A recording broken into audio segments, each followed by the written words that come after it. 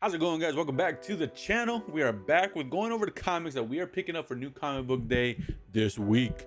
Always got to notate it just for new people who join. These are the comics that I'm picking up, and these also are going over the A covers. There are going to be variant covers, and there are also going to be other comics coming out. These are just the ones I'm excited to pick up, and we're going to go over a little bit about them. So let's go ahead and jump right in. All right, first one we're getting into is Batman 160. This is another issue of the Hush 2 event that's going on. That cover looks freaking dope. You got Batman bleeding from his helmet, trying to take it off, blood on his knees. But this story has been fantastic. If you've not read Hush 1, I recommend reading that before you read Hush 2, because it's just a continue off of it. It's a fantastic story. I definitely recommend it. This is part 3 of the issues. I really can't go off, much of it. The story's fan-freaking-tastic. It says the gentleman's name is Silence, and his alliance with Hush will destroy Batman. Whatever that means, I'm excited to read it, and I'm definitely picking this one up. I'm so excited. Next one we got is the Ultimate Spider-Man issue number 17. This story has been fantastic as well. It says Turf War in New York, Sinister Six versus the two Spider-Men. All is not well in New York, with the Sinister Six at war with each other. Fortunately, Spider-Man's not facing this alone. Catch Richard Parker in the black suit. So you got the black suit from the, classic black suit from Spider-Man. You got his son now, Richard Parker, helping out Peter Parker with the whole Spider-Man thing. You got Green Goblin's mask right there because Harry did die in the series. So I mean, this series is fantastic. This is definitely number one Ultimate Universe series that's out right now that I'm enjoying the most. Ultimate Spider-Man's been killing it, so I'm very excited to get this one and also learn how Richard Parker is going to help out how about Peter and being Spider-Man, which is pretty cool. So I'm excited for this one. Next, we got Absolute Wonder Woman issue number 8. This is a new story arc. It says literally on the cover, a new story arc. A new story starts here. The last story arc was fan-freaking-tastic. Absolute Wonder Woman has been killing it. I'm excited for this one. Let's see what it says. The Terrorcide was a much greater threat than Wonder Woman had imagined for the first battle off the surface.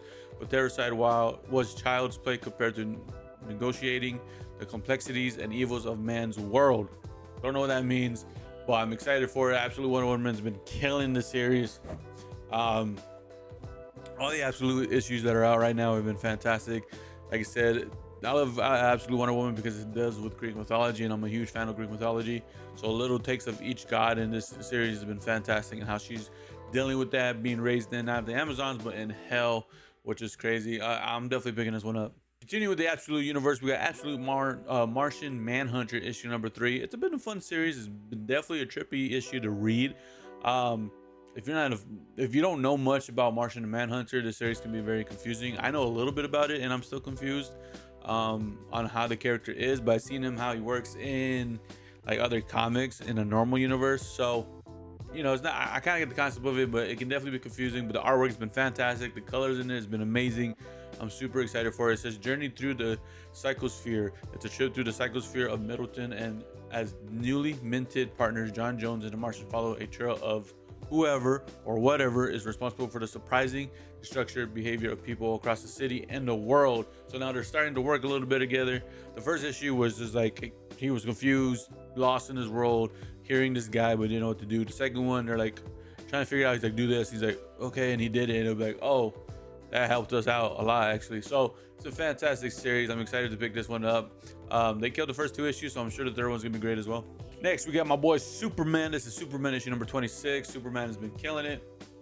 We just got the start of the new Superman Unlimited, but now this is part of the regular Superman. And it's a fantastic story. It says Superman is infected with the red kryptonite, and after the shocking events of Superman 25 with Lex Luthor and Mercy Graves, Superman is possessed with a new kind of anger, who will join Superwoman in protecting Metropolis from his rage. So now Superman is, tripping out. He got red kryptonite, and now he's just angry all the time and is causing bad decisions. So it seems like Superwoman, which is Lois Lane, is gonna get help from somebody, we don't know who, to help kind of control, like calm down Superman. I was gonna say control him, but you don't control him, but kind of calm him down and get this out of his system and try to figure out what to do from here. Superman's been killing it. I'm excited to get this one. Next one we got is the Uncanny X-Men issue number 15. Fantastic series. This is part 3 of Dark Artery event that's going on. It's a little mini series going on, the Uncanny X-Men. It's been a great series. It says, who will be the voice of darkness with one young mutant taken hostage in the underworld of the Dark Artery? It's left to the remaining outliers to lead the Uncanny X-Men to try to steal him back. But the ultimate terror blocks the way. The voice of darkness seeks a new home, and violence and fear will follow whoever takes that mantle. So in this series, you're getting this backstory of this person way back then who's dealing with this problem, trying to find a home because they're a mutant, and it became a big old issue. And they're actually of a big, like a demon sort kind of mutant. It's a crazy story, but Uncanny X-Men has been killing it so far. I've been enjoying that little story arc of this new series, story arc in this series. So it's been fantastic. I'm excited to read this one as well. Next, we got Justice League Unlimited issue number 7. This is part 5 of We Are Yesterday event. There's 7 issues for this. So this is part 5. This one's continuing from Batman Superman's World's Best Finest, or whatever it's called. So Batman and Superman World's Finest is what it's called. It's actually been a fun series. I've seen kind of a little bit of hate of it. Saying that this issue is kind of boring. Not this issue, but this event, including with this issue, has been boring. I enjoy it like crazy. You got Grodd behind the Inferno and trying to, have help from these other villains take over the world.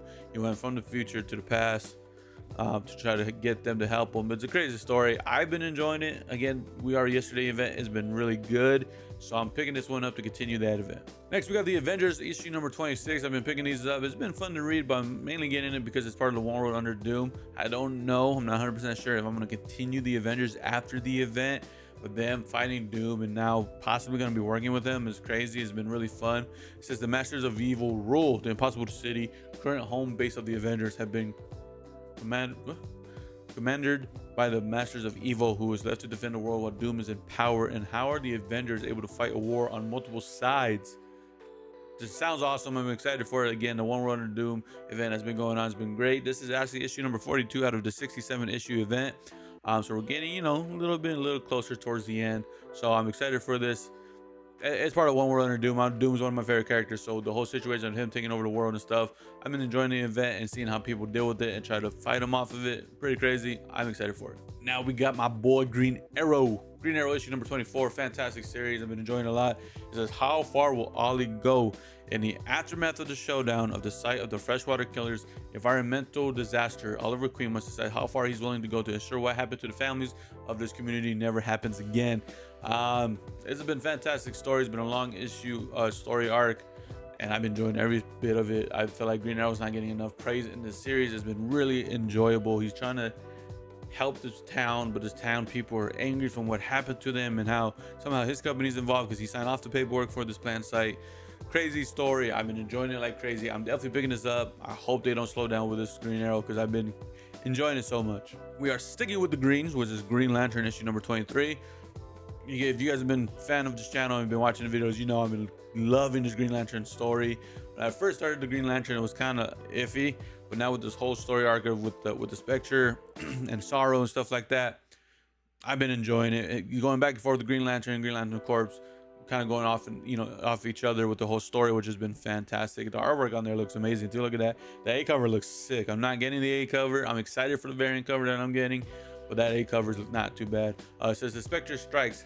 Hal plumbs to the depth of hell to retrieve material from an evil villain that can help the Lanterns build new central power batteries, but his plans are interrupted by the spirit of vengeance, who has come to offer Hal his old job back. Don't know what that means. His old job is him being a pilot, so that's what it's going to be. I don't know. I'm excited for it. Green Lantern's been killing it. We're definitely picking this one up. Next, we got Magic issue number 5. Awesome series. I think this is the second to last one. I could be wrong. It says the 5th seal is open. With Liminal's release on the horizon and Darkchild's power growing, Magic is out of time to save the world. Can Cal and Danny Moonstar turn the tide, or did Magic know exactly how things would end when she surrendered herself to the Demon Slayers, or with Demon Slayers?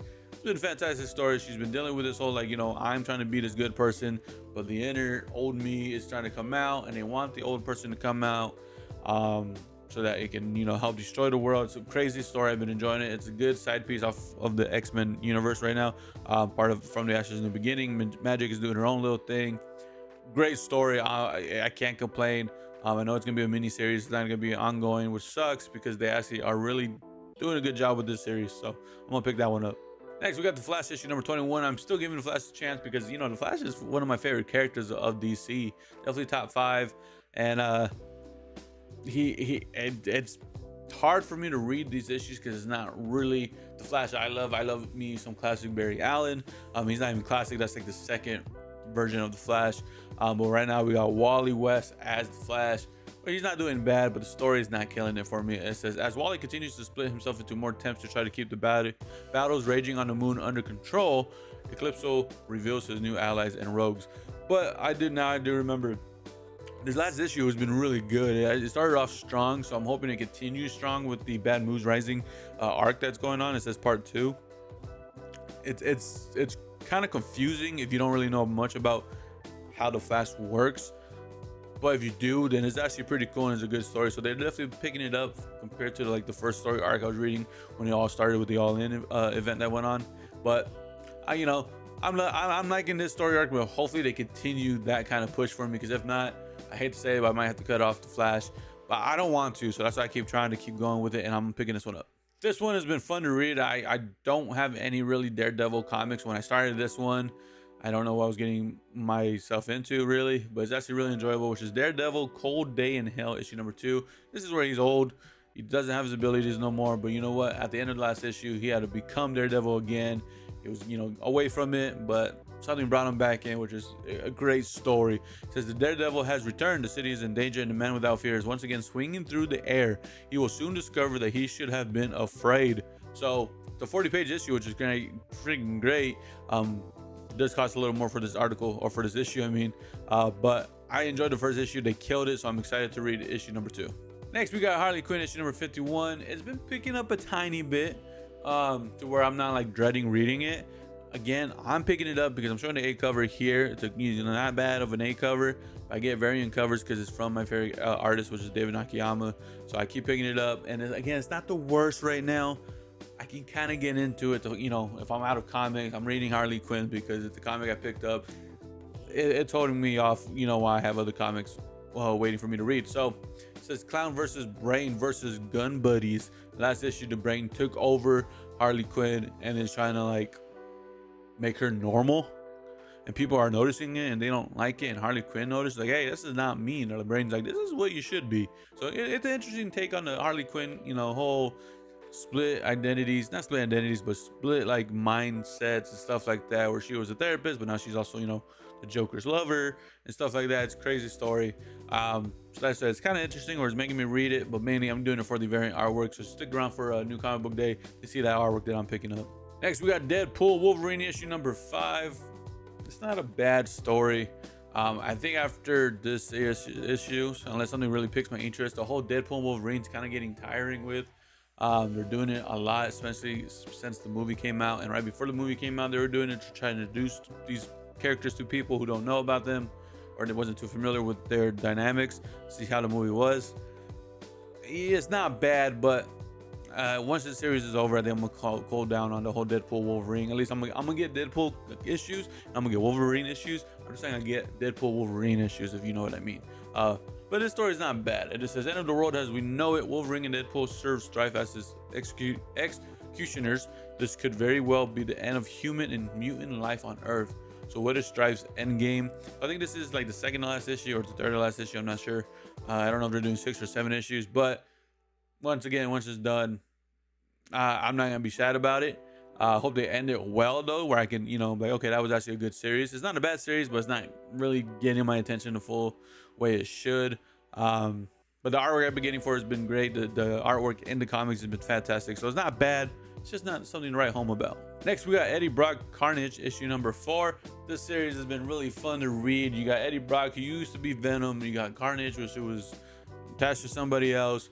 This series that they had to work together because that's the only way they can survive. But now Carnage wants his, he wants to kill people. That's how he survives. And Eddie Brock wants to help people. So they're like, okay, what if we only kill bad people? But Carnage is like, I'll kill anybody. If you don't give me somebody soon, I'm gonna kill this little kid on a train. I don't care. Crazy story. It says the revival to die for. Eddie and Carnage travel to the Windy City following a tip that the notorious serial killer Muse has returned from the dead to continue his work. I don't really know too much about Muse, so it'd be kind of interesting to see how he takes with the whole Carnage thing, because I know he's part of Daredevil and stuff like that. But I'm excited for it. This issue has been killing it. I can't really say more about it. It's a fantastic series. I definitely recommend reading it if you love Carnage, if you like Eddie Brock. Them working together is actually pretty funny and crazy in the story, so I'm picking this one up. Next, we got Rogue the Savage Land issue number 5. This is the last issue of this mini series that was going on. It was a fantastic series.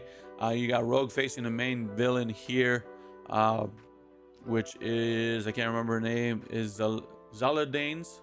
I believe is how you say it. I could be wrong. I'm usually wrong on spelling or reading stuff here. It says the powerless Rogue and Magneto race to stop Zaladane's plot before it plunges the Savage Land into a second ice age. But what can a girl from Mississippi do against a god? And even if she can stop the assassin, the Rogue saving the Savage Land just to hand it over to Zaladane?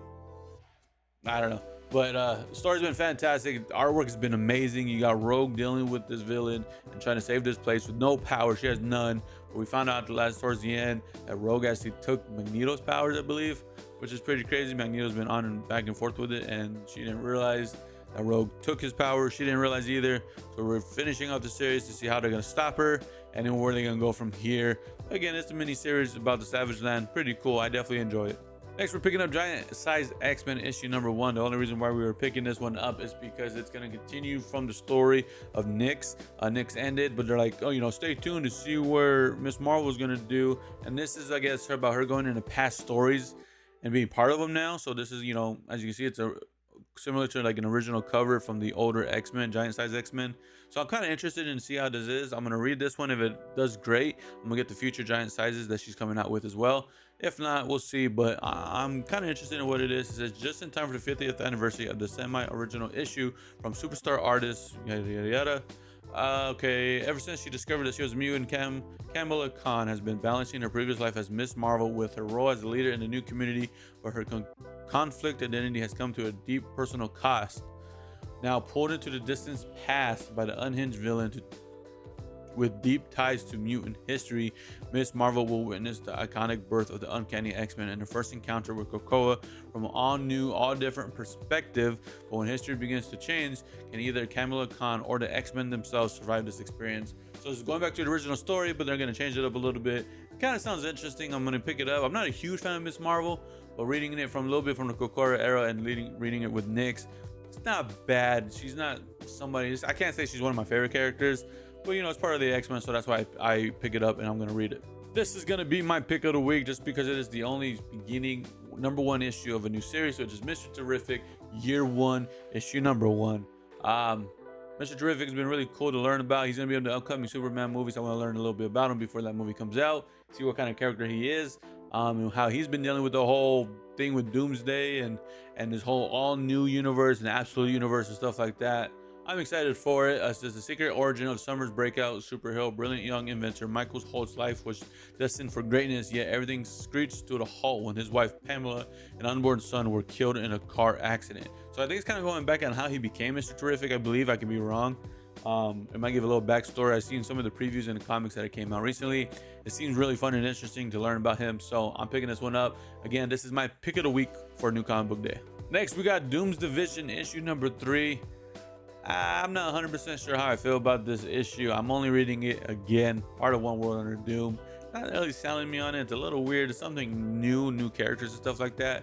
Hopefully, you know, this issue is better than 1 and 2. 1 was not the greatest. 2 got a little better. Still a little confused on the characters in here, but issue number 3 hopefully is better. Again, I'm only picking it up because it's One World Under Doom. I want to collect the whole event. That's my goal. So I'm picking that one up. Next, we got the Metamorpho, the Element Man, issue number 6. This is the last one of this issue. It's been fun and enjoying and reading about Metamorpho. It's another character that's going to be part of the Superman movie. I don't think he's going to have a big part, but he's in a little bit. If we need to know about him for that movie, we're learning a little bit about him. So it's pretty cool. So this is the last issue of this series. I've been enjoying it, and I'm picking this one up as well.